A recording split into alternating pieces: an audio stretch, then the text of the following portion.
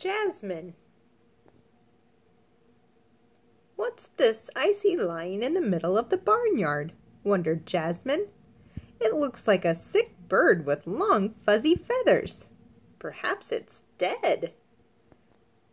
She walked up to it and pushed it gently with her left horn. The horn went through it. It sat so tightly on her head that she could not shake it off. "So," she thought, "I had better go down to the pond to look at myself in the water and see what's on my head." It was not a dead bird. It was a feathered hat, the kind great-grandmothers wore when they were young. Jasmine was so pleased with the hat that she could not tire of looking at her reflection. She finally said, "This hat is just right for me. I will wear it. I don't see why a cow can not wear a fancy hat as ladies do." How Jasmine's friends laughed when she returned to the barnyard. "Jasmine," they asked, "didn't you see what fell on your head?" "It did not fall on my head. I put it there, and it's going to stay there. Such a lovely hat." "Jasmine, have you lost your mind? How foolish you look!" Jasmine only smiled. "I know what I like and what's good for me. You can say what you want. I could not care less." "Jasmine, please," said Rose the sheep. "You wouldn't want not to be like all of us." "You can be as you like," said Jasmine. "That's very well with me, and I will be as I like, each one to her own taste."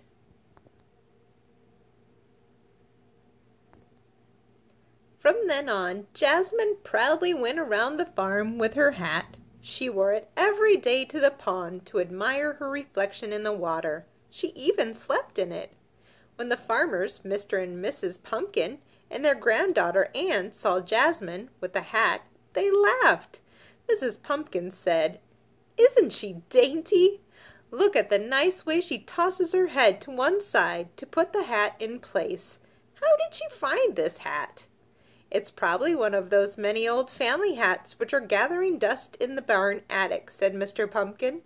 "Please," said Anne, "let her keep it. She's so lovely with it."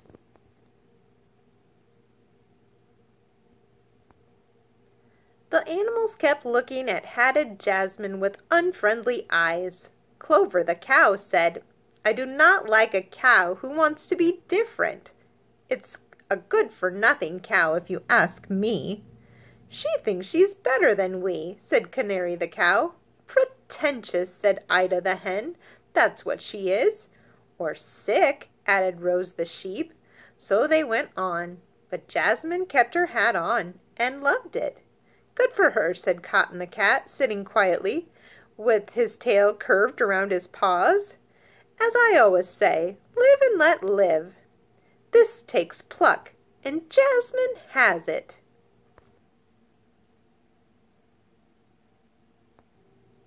"You know," put in Straw the horse, "in the old days horses wore straw hats to keep cool in summer, hats with holes for their ears."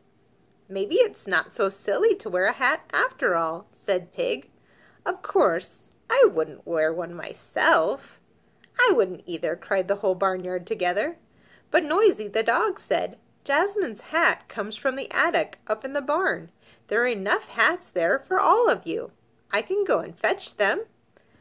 That is, if you want to look like Jasmine." For the rest of the day they talked about the hats in the attic.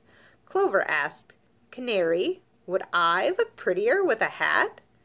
"That's what I was wondering about myself," answered Canary. "Ida," said King the Rooster to his favorite hen, "you can wear a hat if you wish.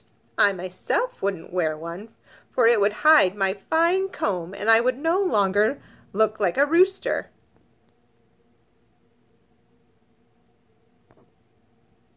The next day Noisy piled up the attic hats in the barnyard. Every beast and bird ran to pick a hat. The barnyard was full of dancing animals with great-grandmother and great-grandfather hats, and caps, old doll, and baby hats. Anne clapped her hands with joy when she saw the joyous animals. They all want to be like our dainty Jasmine, she laughed. It was a happy hat day.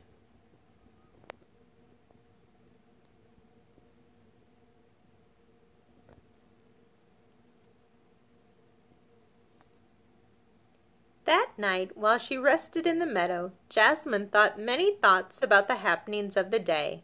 In the morning she walked up to the barn with a smile. She took off her hat and hid it behind the old cider press. It was Donkey who first noticed that Jasmine was not wearing her hat. He nudged Rose the sheep, saying, "Hey, look at Jasmine! No hat today. What is she up to now?" Rose gave such a jerk of surprise that her plumed hat nearly fell off. "There she goes again," she snapped, not wanting to be like everybody. The news that Jasmine was hatless spread quickly. Soon everybody was talking about it. Clover, in her flowered hat, shook her head and said, "See, I was right. Cows who want to be different are good-for-nothing cows."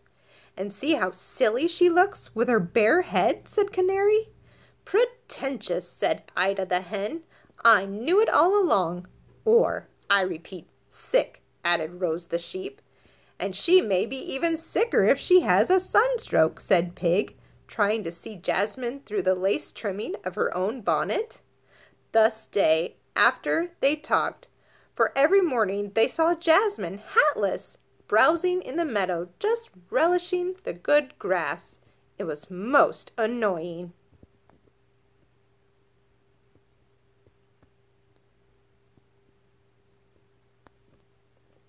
Petunia the goose was the first to say what they all began to feel.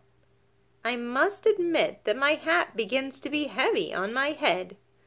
I wonder, aren't we all more handsome without a hat?" "I wouldn't be seen without a hat," said Mother Pig. "Neither would I," said Piglet, Donkey, Clover, Canary, and Straw. "I rather agree," said Jenny the mare. "On the other hand, maybe Jasmine isn't so stupid to go bareheaded." And, behold, without a word, all the birds and beasts swarmed up to the barnyard to shake off their caps, hats, and bonnets. Soon everything was back in the attic. Now, what did they see the next morning? Why, they saw Jasmine with her hat on, admiring her reflection at the edge of the pond. The sight made them so angry that they all gathered in the meadow to decide what should be done about Jasmine. "I told you she was a no-good cow," said Clover. "Now it's time to put an end to her mischief." "We must order her to take off that silly hat," shouted Canary. "Right," cried Rose. "And if she refuses, let's pull it off." "Yes, let's! We must not permit her to make trouble for us here," cried all the animals. All, that is, except Petunia and Cotton the cat. "I don't see why cows or anybody else can't dress as they please," said Petunia. "I don't either," said Cotton, licking his paw. The two followed the crowd to the pond where Jasmine loved to graze. Clover, Canary, Rose, and Ida led the parade with their heels low and their eyes dark with anger. The horses swished their tails right and left, while the pigs twisted and untwisted theirs. The goat kept her horns low, ready to pounce. King strutted on, followed by his hens, and they all sang, "Off with Jasmine's hat! Off with Jasmine's hat! Jasmine's hat into the pond!"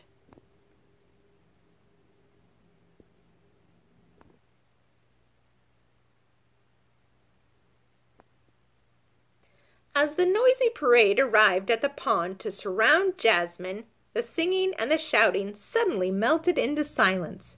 Jasmine, wearing her hat, was smiling at a camera which Anne was ready to click.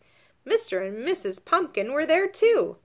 When she saw the parade, Anne said, "Oh, I will take a picture of Jasmine with all these animals around her. She will be the queen of the barnyard." Anne and her camera changed anger into fun. After all, if Anne said so, Jasmine must be lovely with her hat.